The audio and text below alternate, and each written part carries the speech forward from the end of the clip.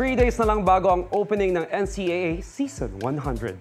Pinaghahandaan na ang release ng theme song niya na Own the Future na kakantayin ng rising P-pop girl group na G22. May unang chika si Nelson Canlas. This is our league, this is our moment. Sabi nga sa lyrics, this is our league, this is our moment. Sa puso mo, sky is the limit. Talagang walang hangganan ang potensyal ng mga student-athlete. Natampok sa bagong theme song ng 100 season ng National Collegiate Athletic Association o NCAA. Ang Own the Future, kakantahin ng fastest rising P-pop girl group na G22. Layon daw ng kantang makapagbigay inspirasyon sa mga kabataan. Gusto namin malaman ng mga tao, especially young people, na the sky is the limit. Kaya nila lahat ng mga pangarap nila to keep dreaming and believe in yourself. And syempre, stay humble, but believe in yourself and be proud of yourself.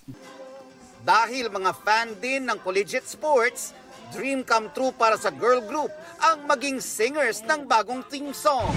Well, first of all, we're so grateful for this opportunity kasi growing up, we would watch NCAA, di ba? We support different schools, support their own teams, and na makabilang po sa kakanta ng theme song. It's such a surreal moment for us. Definitely another one for the books for G22.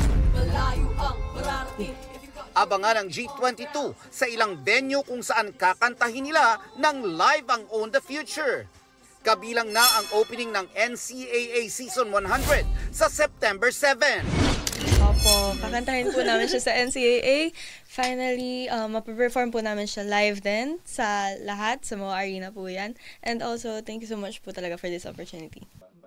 Ito ang unang balita.